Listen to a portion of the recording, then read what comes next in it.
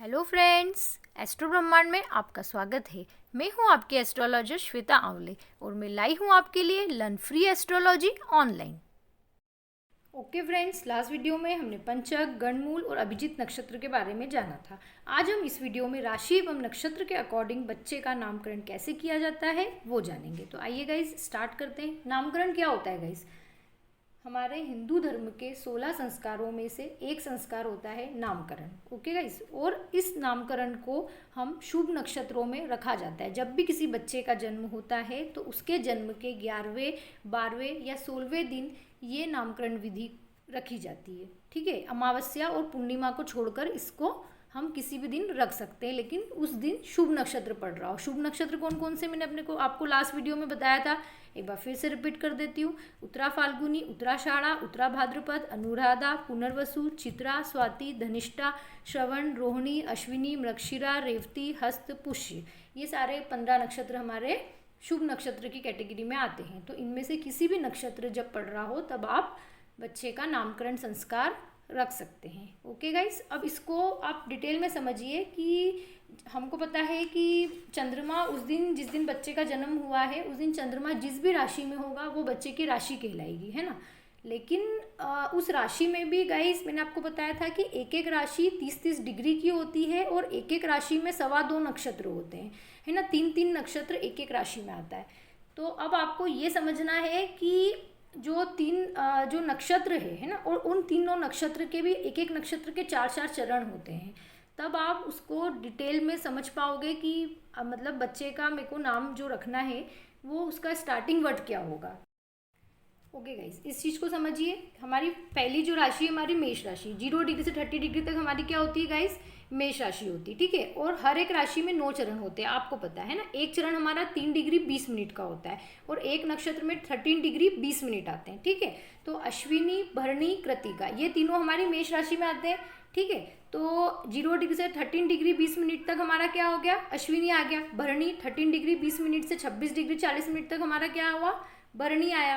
कृतिका हमारा 26 degree 40 minute से लेकर 40 डिग्री तक हमारा क्या आ गया गाइस? कृतिका नक्षत्र आ गया। अब अश्विनी के चारों चरण आ गए, भरणी के चारों चरण आ गए, पर कृतिका का क्या हुआ? सिर्फ एक चरण आया, है ना। अब आप इसमें देखिए, 26 डिग्री 40 मिनट के बाद 3 डिग्री 20 मिनट जब आप ऐड करेंगे एक चरण कृतिका का, तो आपको 30 डिग्री कंप्लीट मिल जाएगा, है ना। यहाँ पे 40 डिग्री तक है, मतलब ये 10 डिग्री क्या है यहाँ पर एक्स्ट्रा है। तो अब आप इसको वृषभ राशि में देखिए, ये वृषभ राशि में कवर होंगे। जो कृतिका के हमारे 3 चरण हैं वो वृषभ राशि में कवर होंगे गाइस। यहाँ पर सिर्फ एक ही चरण आ पाएगा, है ना। तो इस चीज़ को कंफ्यूज मत होइएगा, इसको समझिएगा। ठीक है, अब अश्विनी के 4 चरण है। अगर पहले चरण में बच्चे का जन्म हुआ है तो चू से नाम आएगा, दूसरे चरण में बच्चे का जन्म हुआ है तो चे से, तीसरे चरण में बच्चे का जन्म हुआ है तो चो से, चौथे चरण में अगर बच्चे का जन्म हुआ है तो ला से। वैसे ही भरणी के अगर पहले चरण में बच्चे का जन्म हुआ है तो ली, दूसरे चरण में हुआ है तो लू, तीसरे चरण में हुआ है तो ले, चौथे चरण में हुआ है तो लो, है ना। कृतिका के अगर पहले चरण में बच्चे का जन्म हुआ है तो अ से नाम आएगा। तो इसके अकॉर्डिंग आपको सब चीज़ें समझनी है कि अगर पहले चरण में हुआ है, दूसरे चरण में, तीसरे, चौथे या कौन से चरण में बच्चे का जन्म हुआ है। देखिए गाइस, नॉर्मली नक्षत्र को मतलब एक नक्षत्र की जो टाइम पीरियड जो है वो 24 घंटे का माना गया है ना। लेकिन नॉर्मली नहीं होता है गाइस, रोज़ अलग अलग टाइम पीरियड रहते हैं नक्षत्र के। जैसे कभी होता है कि 23 घंटे 14 मिनट पे ही नक्षत्र खत्म हो जाता है ना। तो आपको जितना भी टाइम पीरियड एक नक्षत्र का है पंचांग के अकॉर्डिंग देखने के बाद आपको क्या करना है गाइस, उस जो हमारा 24 घंटा मतलब जितना भी टाइम पीरियड, मान लीजिए कि 23 घंटे का हमारा एक नक्षत्र है, तो उसको 4 भाग में डिवाइड करना है। अगर 24 घंटे का एक नक्षत्र होगा गाइस तो फिर क्या होगा? 6-6 घंटे का एक एक चरण आएगा, 6 घंटा 6 घंटा 6 घंटा 6 घंटा, है ना। लेकिन अगर मान लीजिए कि 23 घंटे का एक हमारा नक्षत्र है ना, 23 घंटे का अगर हमारा एक नक्षत्र है तो आप उसको 4 इक्वल पार्ट में डिवाइड करिए, तो आपको एक एक चरण की टाइम पीरियड आपको क्लियर हो जाएगा कि कितना है। तो आप उससे आप निकाल सकते हैं कि इस बच्चे का जन्म कौन से चरण में हुआ है ना। आप पंचांग में देखेंगे तो आपको वो चीज़ तो क्लियर हो जाएगी कि आज का नक्षत्र क्या है ना। लेकिन नक्षत्र के कौन से चरण में हुआ है वो आपको कैलकुलेट करके निकालना होगा।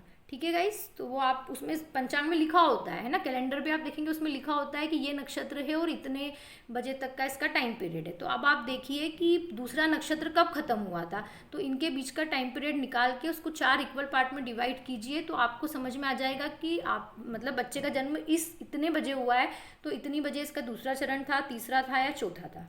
तो उससे आप इसको देख सकते हैं गाइस। ठीक है, अब आप आगे इस चीज़ को समझिए। ये जैसे वृषभ राशि है ना, अब मैं इसको डिटेल में मैंने आपको एक को समझा दिया, अब मेरे को सारी चीज़ें डिटेल में समझाने की जरूरत नहीं है, बस मैं आपको ये बताऊंगी कि अक्षर कौन कौन से आते हैं ना। अपने पास टाइम की भी कमी है गाइस, तो थोड़ा सा एडजस्ट करिए। देखिए है ना, वृषभ राशि जो है उसमें क्या होगा, 30 डिग्री से 60 मिनट तक वृषभ राशि चलेगी। इसके पास भी 3 नक्षत्र है, कृतिका, रोहिणी, मृगशिरा। कृतिका का एक जो चरण है वो मेष राशि में आ गया, तो बचे हुए 3 चरण किस में आए, वृषभ राशि में। ठीक है, अब ये 26 डिग्री 40 मिनट से लेकर 40 डिग्री तक जो वहीं पे जो था है ना, उसी को हमने यहाँ पे फॉलो किया है। ठीक है, तो वहाँ तक क्या है, हमारा पूरा कंप्लीट कृतिका नक्षत्र है। ठीक है, और कृतिका नक्षत्र के इसमें कितने आए, 3 चरण आए है ना। तो पहला चरण में तो अ से नाम आएगा, लेकिन कृतिका के अगर दूसरे चरण में बच्चे का जन्म हुआ है तो ई, तीसरे चरण में हुआ है तो ऊ, चौथे चरण में हुआ है तो ए। वैसे ही रोहिणी के चारों चरण इसमें आएंगे। पहले चरण में हुआ है तो ओ, दूसरे में हुआ है तो वा, तीसरे में हुआ है तो वी, चौथे में हुआ है तो वू। ऐसे इसके कितने आएंगे, मृगशिरा के 2 चरण, क्योंकि मैंने बताया था एक राशि में 9 चरण से ज़्यादा नहीं आते। तो 3 इसके, 4 इसके, कितने हो गए, 7, और बच्चे कितने, 2 और, तो ये 2 चरण इसके आ गए तो 9। तो टोटल 9 चरण से ज़्यादा नहीं होते एक राशि में। ठीक है, इसका ध्यान रखिए। तो पहले चरण में अगर हुआ है तो वे, दूसरे चरण में हुआ है तो वो। ठीक है, ओके फ्रेंड्स, वैसे ही आप मिथुन राशि का देखिए। मिथुन राशि में क्या है, 60 डिग्री से 90 डिग्री के बीच में हमारी मिथुन राशि आती है। इसके पास भी 3 नक्षत्र है, मृगशिरा, आद्रा और पुनर्वसु। मृगशिरा के 2 चरण जो होते हैं वो हमारी वृषभ राशि में कवर होते हैं, और 2 चरण जो होते हैं वो हमारे मिथुन राशि में कवर होते हैं। ठीक है, तो उसके तीसरे चरण में अगर बच्चे का जन्म हुआ है तो क से नाम आएगा, चौथे में हुआ है तो की, आद्रा के कु, घ, ड, छ, पुनर्वसु के, को, हा, है ना। ऐसे ही आप अब नेक्स्ट राशि देखिए ना। नेक्स्ट राशि हमारी क्या है गाइस, कर्क। ठीक है, कर्क राशि के पास भी 90 डिग्री से 120 डिग्री के बीच में कर्क राशि आती है। पुनर्वसु, पुष्य और आश्लेषा 3 नक्षत्र हमारी कर्क राशि में कवर होते हैं। ठीक है, उसके अगर पुनर्वसु के पहले चरण में हुआ, पुनर्वसु में एक ही चरण आता है। ठीक है, पुनर्वसु के 3 चरण लास्ट उसमें मिथुन में कवर हुए हैं। ठीक है, तो जो चौथा चरण है उससे आया है तो ही, है ना। ऐसे ही पुष्य के 4 चरण, ठीक है, हु, हे, हो, डा। आश्लेषा के भी 4 चरण आ जाते हैं, डी, डू, डे, डो। ठीक है, वैसे ही मघा के देखिए ना, सिंह राशि। अब सिंह राशि में 120 डिग्री से 150 डिग्री तक कवर होता है। इसके पास भी हमारे 3 नक्षत्र होते हैं। ठीक है, मघा, पूर्वा फाल्गुनी और उत्तरा फाल्गुनी। मघा के 4 चरण आते हैं, पूर्वा फाल्गुनी के 4 चरण आते हैं, उत्तरा फाल्गुनी का एक ही चरण आता है। ठीक है गाइस, अब इसको समझिए। अगर मघा के उसमें हुआ है तो मा, मी, मु, में। ठीक है, इसमें हुआ है पूर्वा फाल्गुनी में तो मो, हा, मो, टा, टी, टू। ठीक है, उत्तरा फाल्गुनी में हुआ है तो टे। वैसे अब कन्या राशि को देखिए गाइस। कन्या राशि के पास भी 3 नक्षत्र होते हैं ना। 150 डिग्री से 180 डिग्री तक हमारी क्या आती है गाइस, कन्या राशि आती है। इसके पास भी 3 नक्षत्र होते हैं। कौन कौन से, उत्तरा फाल्गुनी, हस्त और चित्रा। उत्तरा फाल्गुनी के 3 चरण इसके पास कवर होते हैं, क्योंकि एक चरण उत्तरा फाल्गुनी का हमारा सिंह राशि में कवर हुआ है। हस्त के 4 चरण आते हैं और चित्रा के 2 चरण कवर होते हैं। उत्तरा फाल्गुनी में हुआ है तो टो, पा, पी। ठीक है, इसमें हुआ है हस्त में तो पू, श, अण, ठ। ठीक है, चित्रा में हुआ है तो पे और पो। ठीक है, वैसे ही अब हमारी नेक्स्ट राशि आती है तुला राशि। अब तुला राशि में देखिए गाइस, अगर तुला राशि में अगर किसी बच्चे का जन्म हुआ है तो उसके 3 नक्षत्र है। 180 डिग्री से 210 डिग्री तक तुला राशि आती है। ठीक है, चित्रा, स्वाति और विशाखा, ये 3 नक्षत्र है।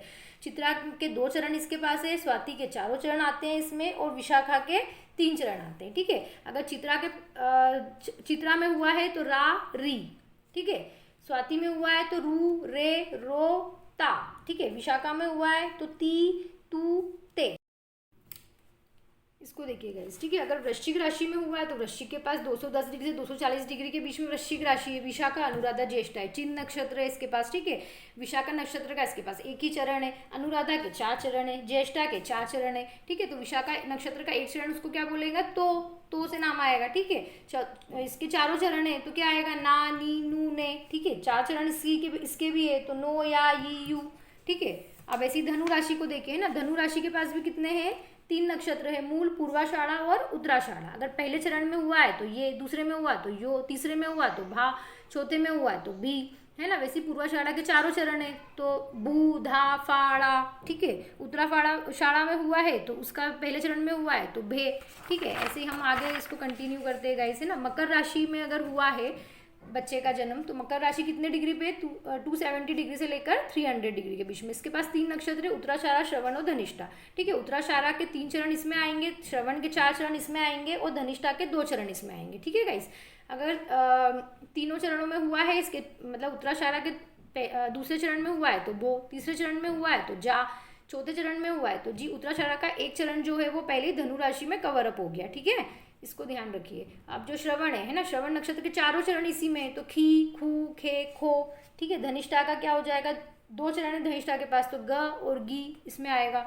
अब कुंभ राशि में देखिए, कुंभ राशि में क्या आएगा, इस 300 डिग्री से 330 डिग्री के बीच में हमारी कुंभ राशि आती है। इसके पास 3 नक्षत्र होते हैं, कौन कौन से, धनिष्ठा, शतभिषा और पूर्वा भाद्रपद, ठीक है। अब जो धनिष्ठा नक्षत्र है इसके पास भी क्या होते हैं गाइस, 2 चरण है, ठीक है। और शतभिषा के कितने हैं, 4 चरण है, ठीक है। पूर्वा भाद्रपद के कितने हैं, 3 चरण है, ठीक है। तो गु गे गो सा सी सु से सो दा, ठीक है। अब मीन राशि हमारी लास्ट बची है। मीन राशि हमारी कितने उसकी है, 330 डिग्री से लेकर 360 डिग्री तक हमारी क्या आती है, मीन राशि आती है। इसके पास भी 3 नक्षत्र होते हैं, पूर्वा भाद्रपद, उत्तरा भाद्रपद और रेवती, है ना। पूर्वा भाद्रपद का 1 चरण बचा है यहाँ पे, है ना, क्योंकि 3 चरण पहले ही उसमें आ गए। उत्तरा भाद्रपद के 4 चरण और रेवती के भी 4 चरण। अगर पहला चौथे आखिरी चरण में अगर पूर्वा भाद्रपद में हुआ है तो दी नाम से शुरू होगा बच्चे का, ठीक है। और अगर इसमें हुआ तो दू ध झ ई, है ना, दे दो चा ची, ठीक है।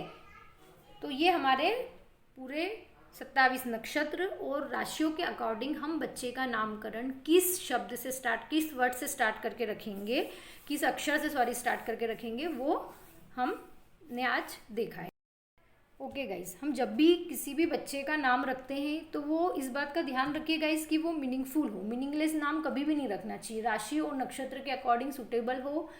क्योंकि हम जब इस ब्रह्मांड में उस बच्चे का नाम प्रोनाउंस करते हैं कंटिन्यूसली तो उसका इफेक्ट उसकी लाइफ पर और उसकी पर्सनैलिटी पर ज़रूर पड़ता है गाइस। तो इस बात का ध्यान रखें कि कभी भी किसी भी बच्चे का अगर आपको नाम रखना है तो उसका कोई एक मीनिंग हो जो उसको सूट करे। ओके गाइस, ये मेरी रिक्वेस्ट है आपसे, ठीक है। ओके फ्रेंड्स, अगर आपको मेरा वीडियो पसंद आया हो तो कमेंट्स कीजिए, लाइक शेयर सब्सक्राइब करना ना भूलें। नेक्स्ट वीडियो में हम राशियों के तत्वों के बारे में, बच्चे के गण कैसे निकालते, पाया कैसे डिसाइड करते हैं वो देखेंगे। Okay guys, my next video will be uploaded soon और मैं ट्राई करूँगी कि वीक में 2 से 3 वीडियो अपलोड कर पाऊँ। Thank you so much for watching.